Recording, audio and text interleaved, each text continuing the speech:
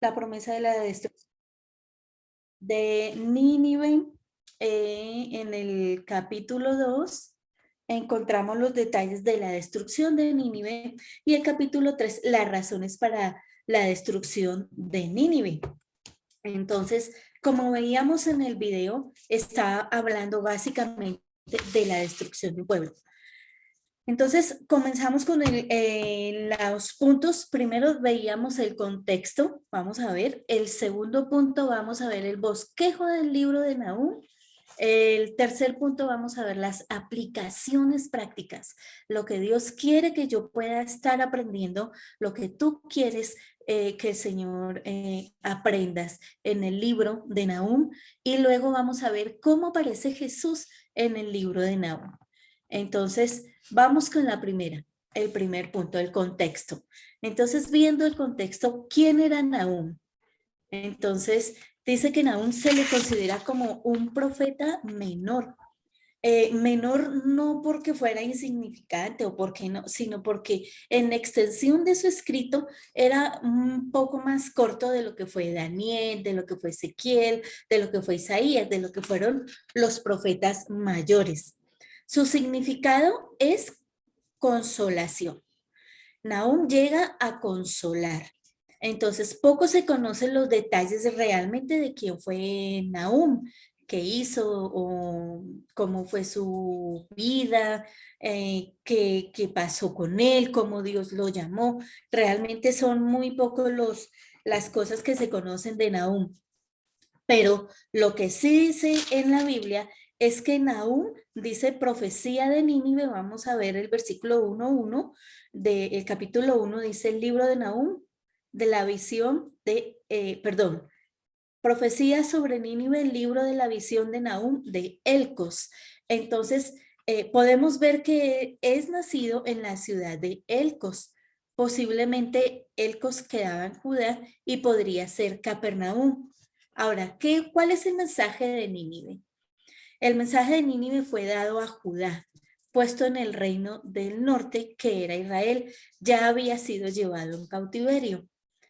Nahum describe posiblemente es escrito unos 150 años después de que se escribió Jonás. Y aquí pensemos en algo o recordemos más bien algo.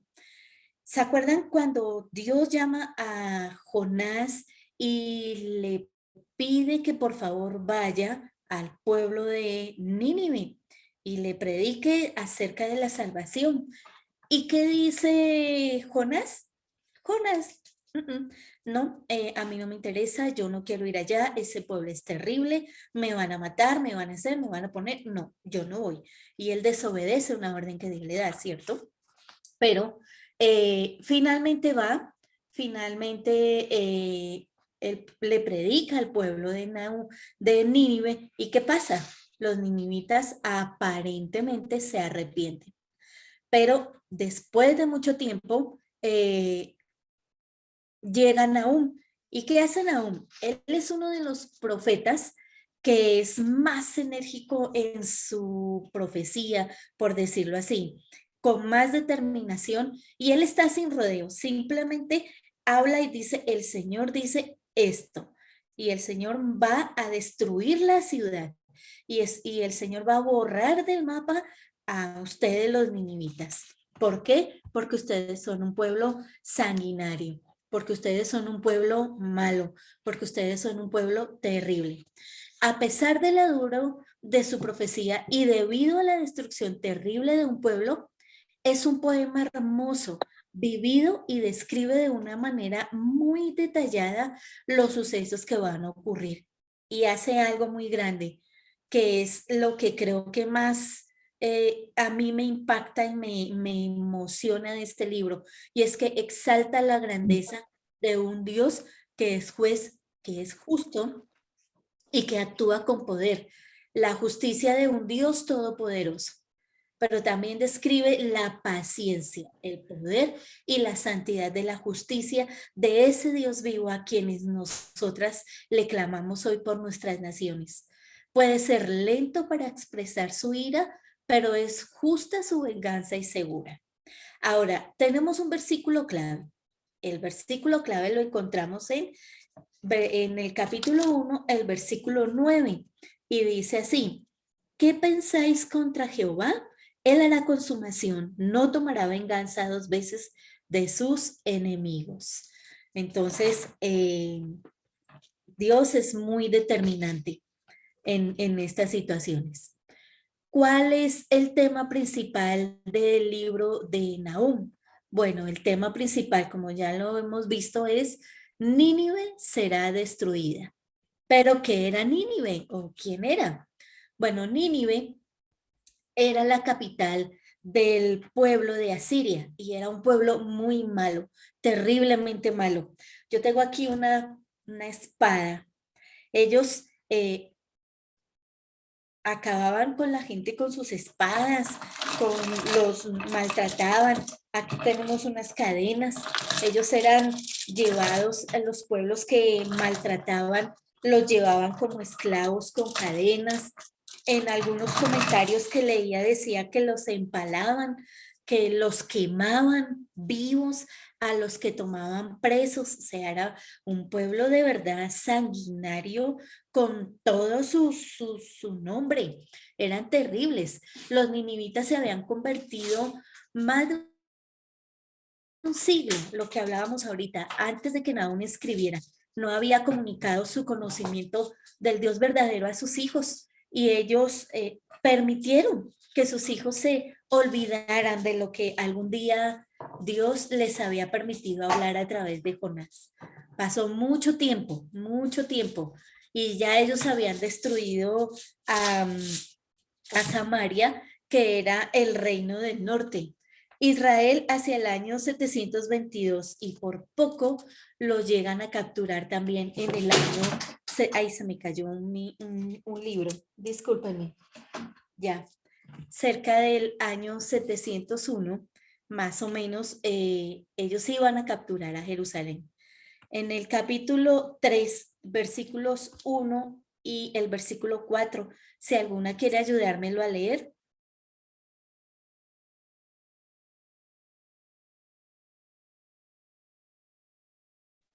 ¿Sí estamos? 3, 3 4. del 1 al 4. 3, el versículo 1 y el versículo 4.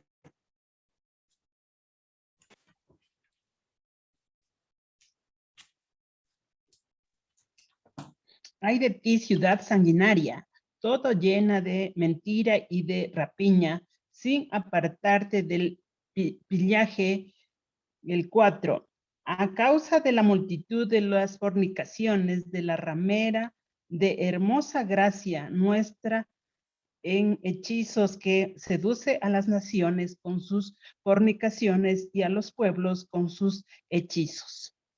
Y quiero leérselas de la Nueva Versión Internacional, como dice el versículo 1 del capítulo 3. Dice: ay de la ciudad sedienta de sangre, repleta de mentira, y saciable en su rapiña, aferrada a la presa.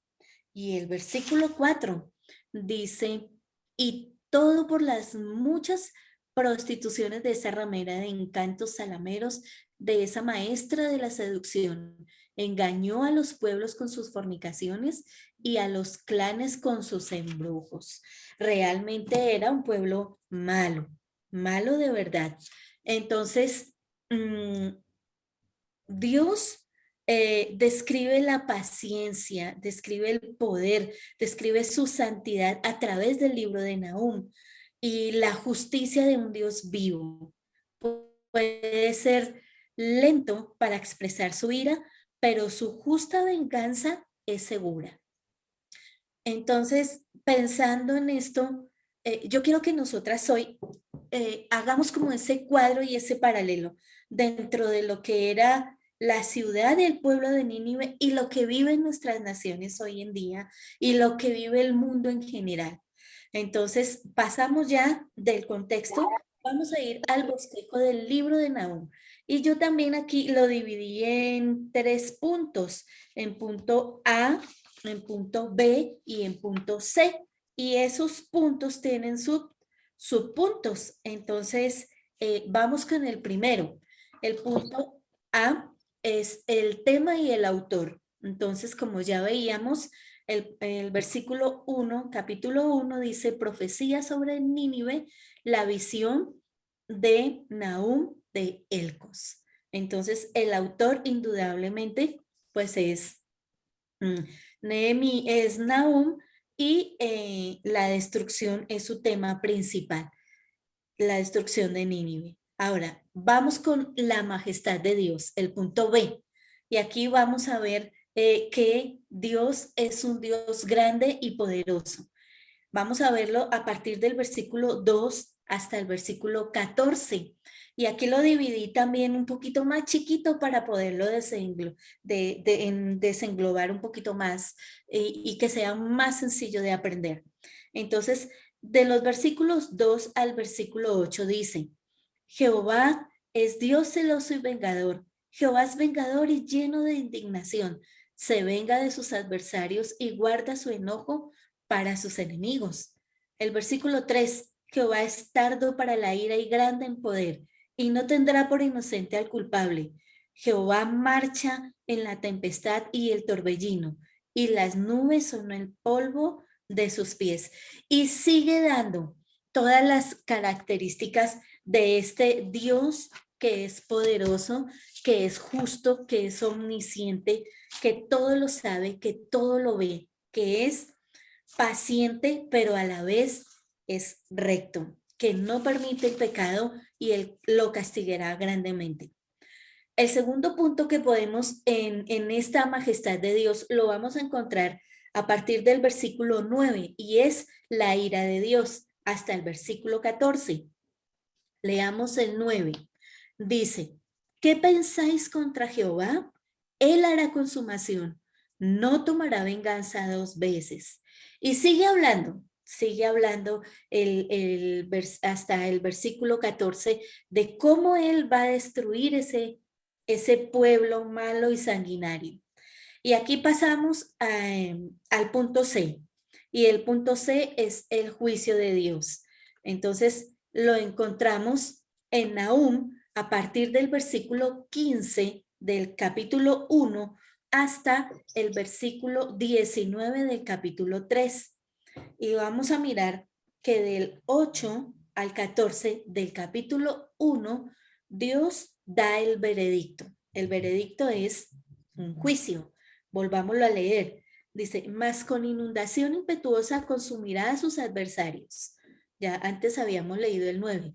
Y aquí dice, y tinieblas perseguirán a sus enemigos. Leemos el 9 de nuevo. ¿Qué pensáis contra Jehová? Él hará consumación. No tomará venganza dos veces de sus enemigos. Aunque sean como espinos entretejidos y estén empapados en su embriaguez, serán consumidos como hojarasca completamente seca. De ti salió el que imaginó mal contra Jehová, un consejero perverso.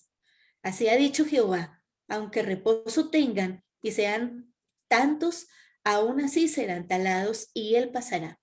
Bastante te ha afligido, no te afligiré más, porque ahora quebraré su yugo sobre ti y romperé tus coyuntas, mas acerca de ti mandará Jehová que no quede ni memoria de tu nombre. De la casa de tu Dios destruiré escultura y estatua de fundición. Allí pondré su sepulcro porque fuiste vil. Hay un veredicto. El veredicto es destrucción total. Ahora, quiero que miremos un momentico. En el versículo 12 dice que así ha dicho Jehová. Él en el versículo 12 le está hablando específicamente al pueblo de Nínive, pero en la segunda parte del versículo 12 dice, y agarra también parte del versículo 13, bastante te he afligido, no te afligiré más, porque ahora quebraré su yugo sobre ti y romperé sus coyundas. A la vez de que le está hablando al pueblo de Nínive, también le habla al pueblo de Judá. Y luego el versículo 14 vuelve otra vez a hablarle a Nínive. Realmente Dios es un Dios justo, un Dios castigador. Ahora, vemos que del versículo 8 y 9 está la condena a la extinción. O sea, ellos están condenados a que este pueblo desaparezca. ya va a ser borrado del mapa. Pero en el capítulo, en el versículo 10 dice, aunque sean como espinos, y quiero leerlo en nuestra nueva traducción. Dice, serán consumidos como paja seca, como espinos enmarañados, como borrachos ahogados en vino. Dice que van a ser capturados en su embriaguez, en su borrachera. Y en el versículo 14, otra vez reafirma lo que estaba diciendo en el versículo 8 y 9, que son condenados a la extinción. Dice, más de ti mandará Jehová, que no quede ni memoria. Para mí esto es terrible, que Dios tenga que llegar a ese punto de destruir un pueblo tan perverso y tan malo como lo fue Nínive, pero me hace pensar en lo que viene a futuro de nuestras naciones, de lo que viene a futuro en el mundo entero y lo vamos a hablar un poquitico más adelante. Ahora, miremos el versículo 15 y el versículo 15 dice, he aquí sobre los montes los pies del que trae buenas nuevas, del que anuncia la paz. Celebra, oh Judá, tus fiestas, cumple tus votos, porque nunca más se volverá a pasar por ti el malvado. Pereció del todo. Entonces aquí el juicio ya es proclamado, pero además de que el juicio es proclamado, Dios le está dando una advertencia a Judá a que cumpla sus votos y le dice, celebra, oh Jehová, oh Judá, no se olvide de lo que yo hice una vez, que lo saqué del pueblo de esclavitud de Egipto, que los pasé por el desierto, que los llevé, que les di, que les puse. Ahora otra vez voy a hacer lo mismo. Los voy a librar de un pueblo malvado. No se olviden y celebren, no se entristezcan, no se pongan mal. Al contrario, denle la gloria a Dios, denle la gloria al que merece la honra. ¿Por qué? Porque yo lo voy a hacer. Y me encanta como dice en la nueva traducción. Dice, el versículo 15, del 13 en adelante. Me perdí aquí. Espérame un momentito. Aquí. Miren, ya se acercan por los montes el que anuncia las buenas nuevas. Miren, me encanta porque es como que observen, vean. Vimos y vivimos tiempos muy difíciles. De verdad que sí. Tiempos en donde no sabemos, donde hay incertidumbre, en donde, por ejemplo, en nuestro país, si saben o si no, o si han escuchado las noticias, mañana tenemos elección de nuevo presidente. Y aquí la situación está terriblemente tensa. Se siente un ambiente feo, molesto. Eh, Han dicho que si gana un candidato, los del otro candidato se van a ir a revueltas y va a haber un montón de manifestaciones y cosas. Y nosotras ya lo hemos vivido de que es duro, es difícil, pero eso causa tensión y causa como dolor de patria, porque amamos nuestros países. Pero el Señor nos está diciendo hoy, miren, ya se acerca por los montes el que anuncia las buenas nuevas de victoria, el que proclama la paz. Celebra tus peregrinaciones, oh Judá, paga tus votos. Y yo diría aquí, celebra tus peregrinaciones, oh Ecuador, oh Colombia, o cada una de las que estamos conectadas, o naciones enteras, porque no volverán a invadirte los malvados. Porque nosotras como iglesia tenemos una tarea que hacer y no nos podemos olvidar de esa tarea. Dios nos llamó a hacer luz en un mundo de tinieblas. Entonces, pensemos, ¿qué estamos haciendo aquí en este mundo? ¿Para qué nos puso Dios hoy, 18 de agosto del año 2022? Venimos de una época difícil, desde el 2020 más o menos, encerradas, guardadas, se abre, se cierra, entramos, salimos, no sabemos ni qué hacer y es una incertidumbre, pero hoy Dios nos está diciendo tranquilas. ¿Por qué? Porque ustedes son portadores de nuevas de paz. Ahora, vamos con el capítulo 2. En el capítulo 2 vamos a ver esa visión, esos detalles de esa destrucción que viene sobre Nínive. Entonces, vamos a ver el juicio profetizado en los versículos 1 y 2. Vamos a ver el juicio descrito en los versículos del 3 al 10 y vamos a ver el juicio vindicado o vengado desde el versículo 11 hasta el capítulo 3, versículo 7.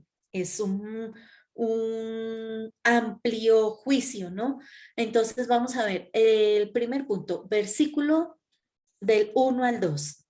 Subió destruidor contra ti, guarda la fortaleza, vigila el camino, cíñete los lomos, refuerza mucho tu poder, porque Jehová restaurará la gloria de Jacob como la gloria de Israel, porque saqueadores lo sacaron y estropearon sus mugrones.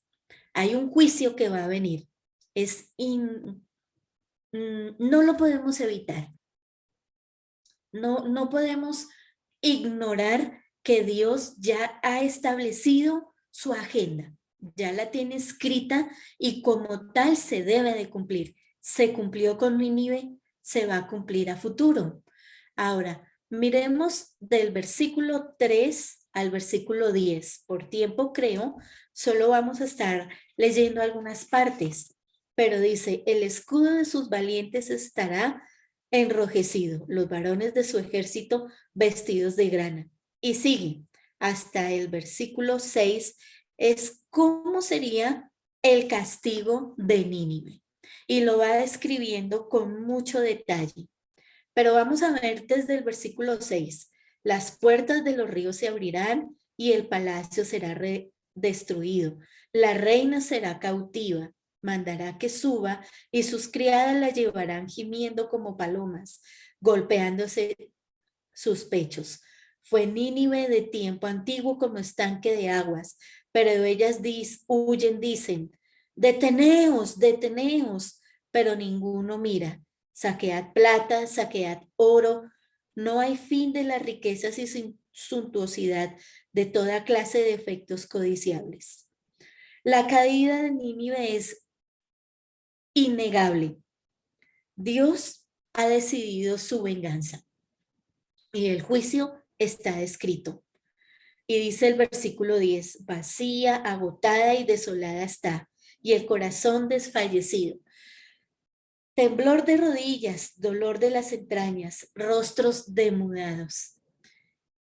Y cuando uno lee estas características tan,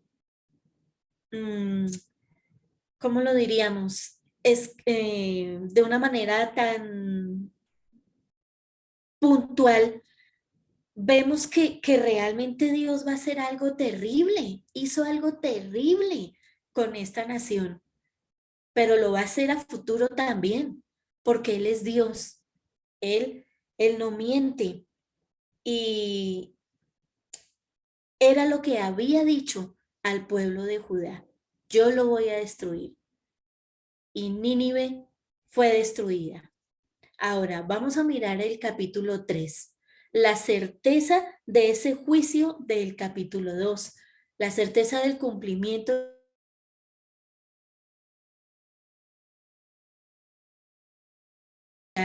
El versículo del 1 al 3. Si alguna me quiere ayudar a leer, por favor. 3 del 1 al 3. Ay de ti, ciudad sanguinaria, toda llena de mentira y de rapiña, sin apartarte del pillaje. Chasquido de látigo y fragor de ruedas, caballo atropellador y carro que salta, jinete enhiesto y resplandor de espada y resplandor de lanza, y multitud de muertos y multitud de cadáveres, cadáveres sin fin, y en sus cadáveres tropezarán. Gracias, Dianita. Y mira cómo dice aquí en la nueva versión, dice, ay de la ciudad sedienta. Y cuando nosotros en la Biblia encontramos ese ay con signo de admiración, es juicio, juicio certero. Ay de la ciudad sedienta de sangre, repleta de mentira, insaciable en su rapiña, aferrada a la presa. Se oye el chasquido de los látigos, el estrépito de las ruedas, el galopar de los caballos, el chirrido de los carros, la carga de la caballería, el fulgor de las espadas, el centellar de las lanzas, la multitud de muertos, los cuerpos amontonados, los cadáveres por doquier, en los que todos tropiezan. Imagínense en esa escena. Solamente logremos pensar tantos muertos que ellos mismos se tropezaban con tanta cantidad de muertos. Para mí eso es terrible. De verdad que me da mucha cosa. Yo creo que si Hollywood o Disney quisieran hacer una película de esto, mejor dicho, la harían, porque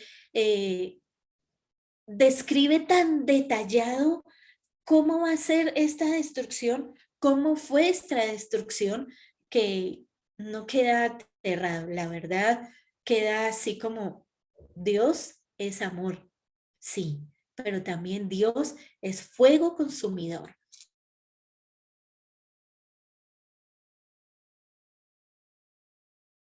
¿Estamos o no estamos? ¿Verdad? Ahora, ese es el juicio de vengado, el vengador y el vencido. Ahora miremos las causas del derrocamiento a partir del versículo 4 hasta el versículo 8. Pero luego tenemos el tercer punto, que es el juicio advertido. Y es desde el versículo 8 al versículo 10. Y dice, ¿eres tú mejor que Tebas, que estaba asentada junto al Nilo, rodeada de aguas, cuyo baluarte era el mar y aguas por muro? Etiopía era su fuerza, también Egipto, y estos sin límites. Fub y Libia fueron sus ayudadores. Sin embargo, ella fue llevada en cautiverio. También sus pequeños fueron estrellados entre las encrucijadas de todas las calles, y sobre sus varones echaron suertes, y todos sus grandes fueron aprisionados con grillos. Realmente hay un juicio advertido. Pero antes de eso, quiero que retrocedamos un momentico al capítulo 2 y que tengan muy presente del versículo 10 al versículo 12, porque en ese punto vamos a estar viendo algo muy importante. Volvemos al capítulo 3 y a partir del versículo 10 hasta el 18 hay un juicio que es inevitable. Miremos el versículo 11. Tú también serás embriagada y serás encerrada. Tú también buscarás refugio a causa del enemigo. Y aquí es coronada de mal.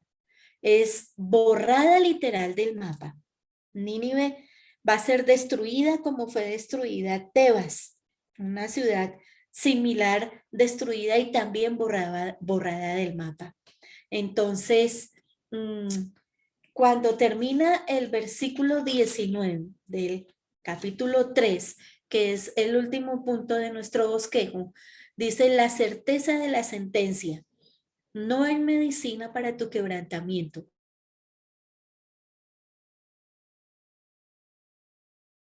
Sobre ti, porque sobre quién no pasó continuamente tu maldad, hay una sentencia que ya está dada.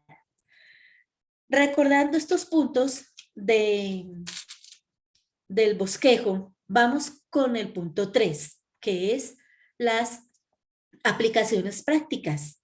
¿Qué es lo que Dios quiere hoy que yo aprenda a través de este libro tan bello, tan hermoso como Nahum?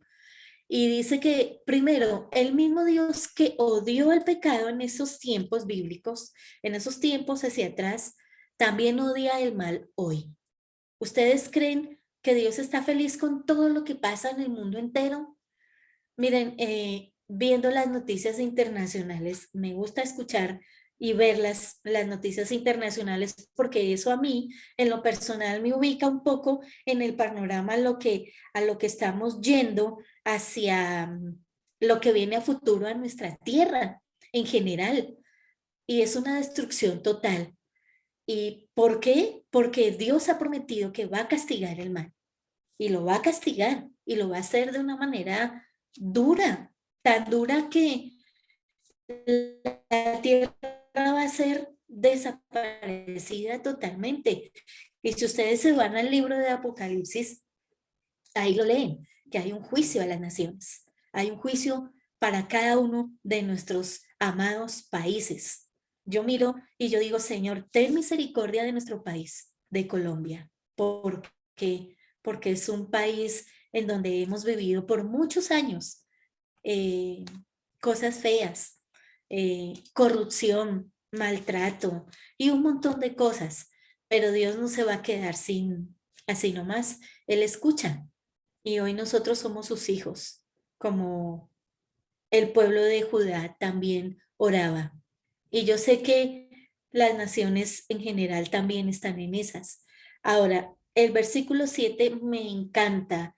Ese versículo 7 del capítulo 1, otra vez leámoslo, dice, Jehová es bueno, fortaleza en el día de la angustia y conoce a los que en él, porque me hace pensar en un Dios que es justo, pero que es bueno, que en medio de mi angustia ha estado ahí, que nos ofrece consuelo ante la incertidumbre que podemos vivir hoy en día, que nos dice, tranquilas, yo estoy con ustedes, no teman. Y en la nueva versión dice, bueno es el Señor, el refugio en el día de la angustia y protector de los que confían en Él. ¿Tú confías en Dios? Entonces no temas, porque Él nos ofrece consuelo. Yo sé que no es fácil, pero en el versículo 3 del capítulo 1 de nuevo, debemos recordar el carácter y la naturaleza de Dios día a día y no temer ningún poder ni a ninguna persona.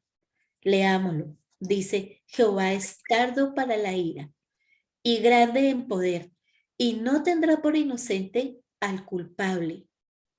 Jehová marcha en la tempestad y el torbellino, y las nubes son el polvo de sus pies. Ese carácter santo, ese carácter hermoso que tiene Dios, es lento para la ira. Pero otra vez, en Nahum 1:7, Dios controla todo lo que sucede y protege, y va a cuidar de sus hijos. Pero en el 1:3 dice que Él es tardo para la ira y grande en poder. Y aquí tenemos que pensar en cómo estamos nosotras con nuestros pecados, porque dice que Él es tardo para la ira, pero no tendrá por inocente al culpable. ¿Cómo estás con tu pecado? ¿Cómo estoy yo con mi pecado? Dice Primera de Juan 1:9, ¿recuerdan? Que si confesamos nuestros pecados, Él es fiel y justo para perdonar nuestros pecados y limpiarnos de alguna maldad o de todas. Dice, de todas nuestras maldades. Y miremos el Salmo 86:15 y dice, mas tú, oh Señor, Dios misericordioso y clemente, lento para la ira y grande en misericordia y verdad. Dios nos perdona y nos limpia de toda maldad. Dios quiere eso.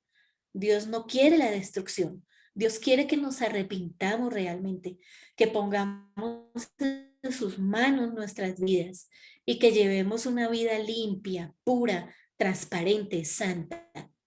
A los enemigos, otra cosa que Dios quiere que aprendamos, a uno de los enemigos más poderosos que amenazan y oprimen al pueblo de Dios, un día caerán. Nadie puede esconderse del juicio divino, nadie.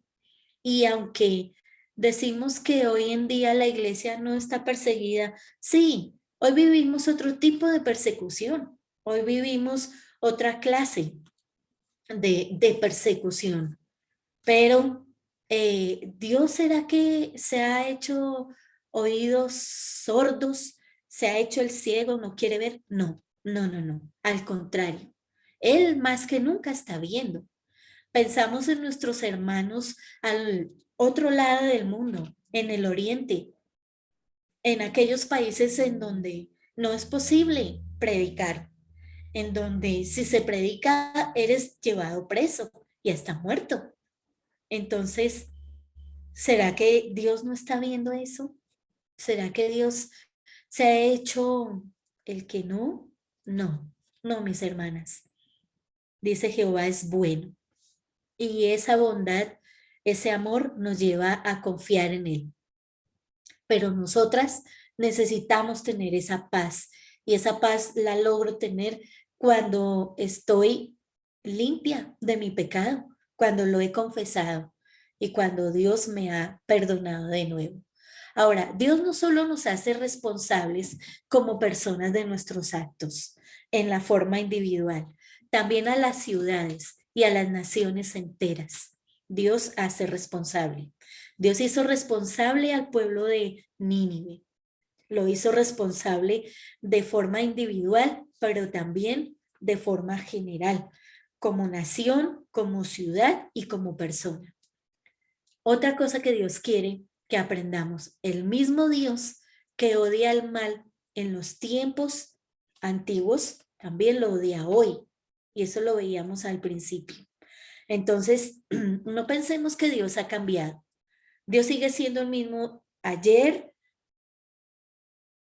hoy y por los siglos. El mismo Dios que creó el mundo entero, las naciones enteras, es el mismo Dios que hoy está mirando y un día juzgará con su justo juicio. Y vamos con el punto 4. ¿Cómo vemos a Jesús en el libro de Nahum? Bueno, acordémonos que Dios es Dios Padre, Dios Hijo y Dios Espíritu Santo. Entonces Dios es el vengador de su pueblo. Dios iba a castigar a Israel a través del pueblo de Asiria. Lo encontramos en Isaías, si alguna quiere ayudarme, por favor. Isaías 10:5. Isaías 10:5.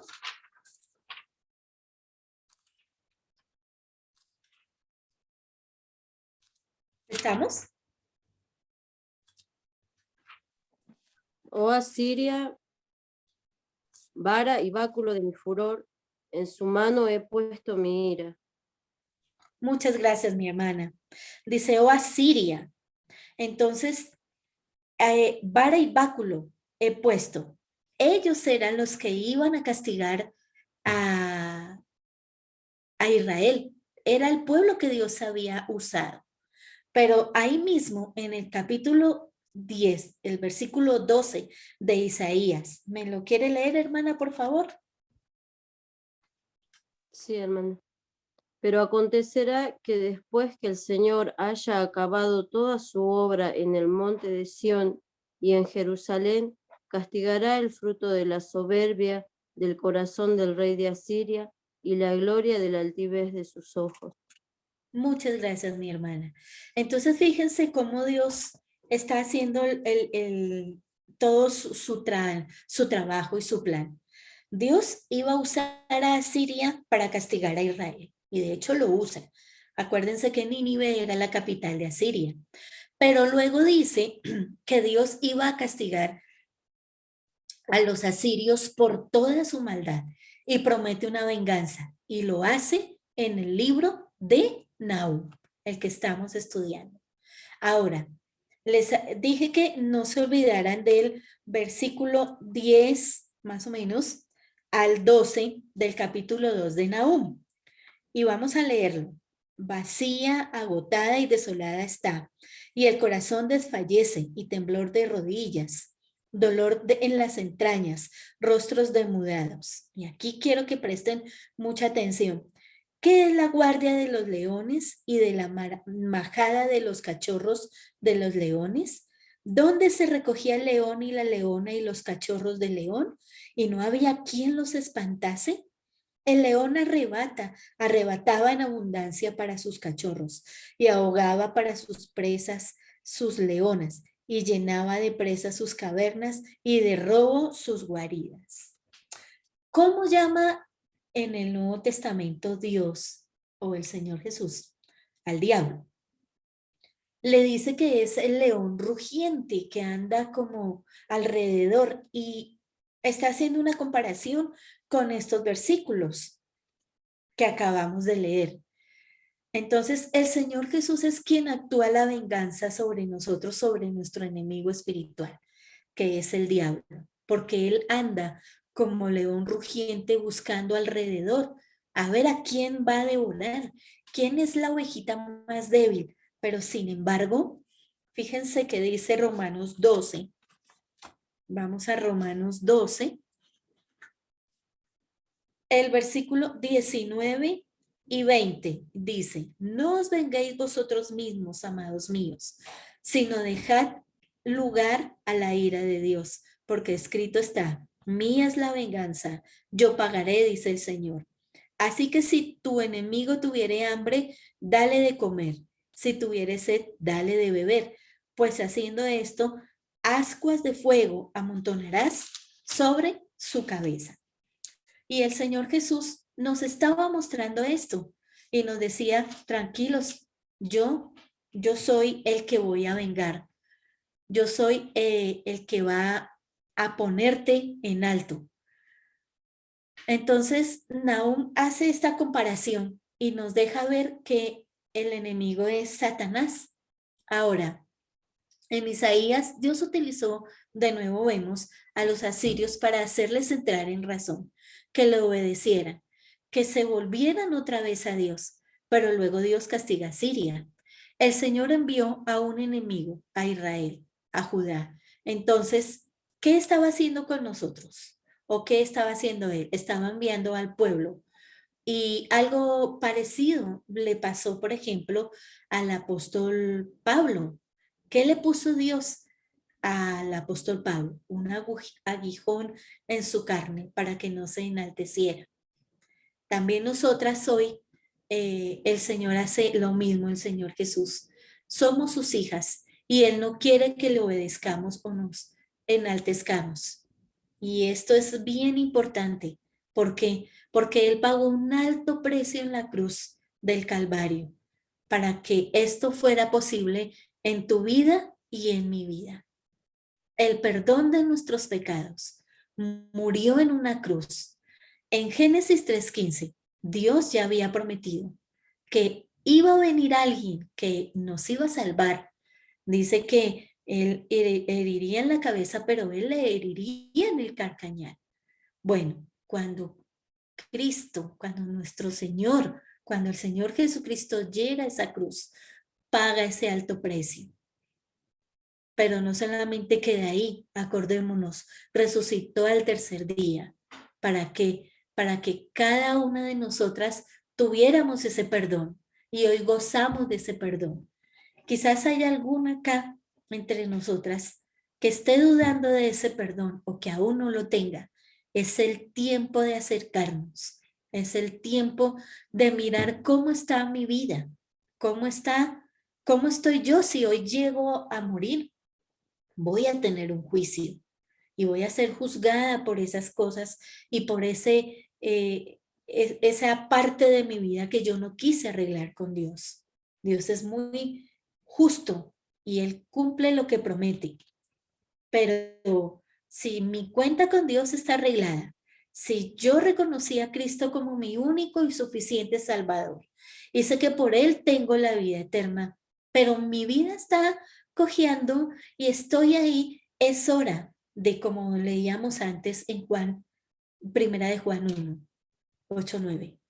Dios es justo para perdonar nuestros pecados.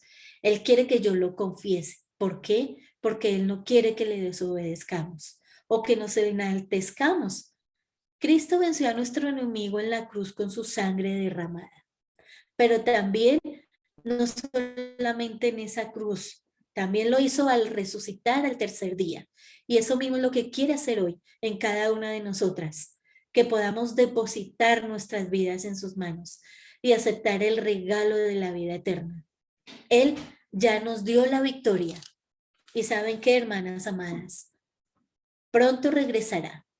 Pronto. muy, muy pronto, más de lo que nosotras pensemos, para ejecutar su venganza sobre aquellos que no le obedecen.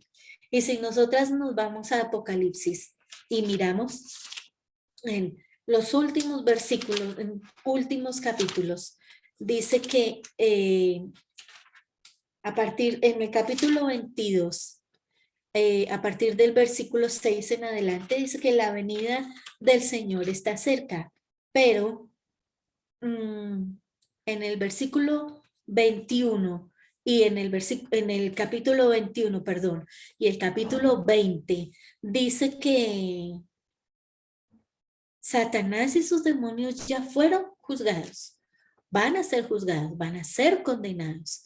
Y vi a un ángel que descendía del cielo con la llave del abismo y una gran cadena en la mano, y prendió al dragón, la serpiente antigua, que es el diablo y Satanás, y lo ató por 1000 años, y lo arrojó al abismo, y lo encerró, y puso su sello sobre él para que no engañase más a las naciones, hasta que fuesen cumplidos 1000 años. Después de esto debe ser desatado por un poco de tiempo, y si ustedes siguen leyendo Apocalipsis, se van a dar cuenta del juicio que viene sobre Satanás y sus demonios. ¿Es real? Sí, hermanas, esto es real. Va a pasar.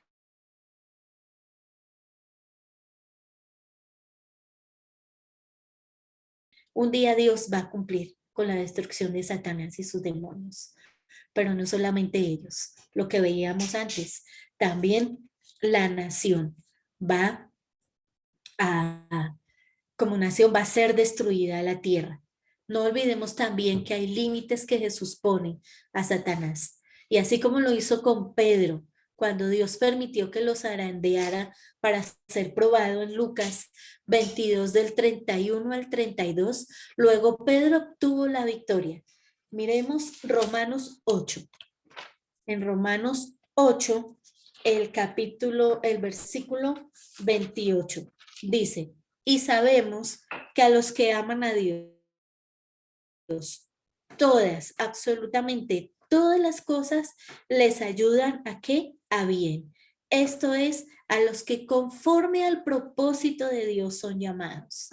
Sabemos que las cosas que Dios permite vivir como sus hijos son para victoria, pero victoria en Cristo. ¿Por qué? Porque Él ya venció y nos dio las herramientas para que las usemos.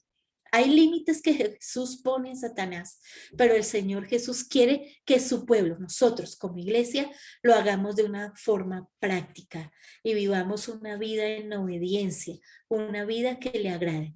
Y la obediencia es la máxima expresión de amor que nosotras como hijas de Dios, redimidas por la sangre de Cristo, le podemos dar. Hagamos real esto en nuestras vidas, hermanas, que hoy sea la victoria que Dios nos quiere dar a través de Jesucristo. Amén. Entonces vamos a orar. Amado Dios y querido Padre, te damos muchísimas gracias por el libro de Nahum. Gracias porque en ella nos muestras quién eres tú y tu poder. Gracias porque tú eres un Dios justo y un Dios que a cada una nos dará lo que nos corresponde. Y Señor, ayúdanos a vivir en santidad. Ayúdanos a seguir clamando por nuestras naciones. Ayúdanos a seguir compartiendo del Evangelio de Cristo que salva. Porque nuestra ciudadanía no está aquí, Señor. No está en Ecuador, en Colombia, Argentina, Chile, China. No, nuestra ciudadanía es celestial.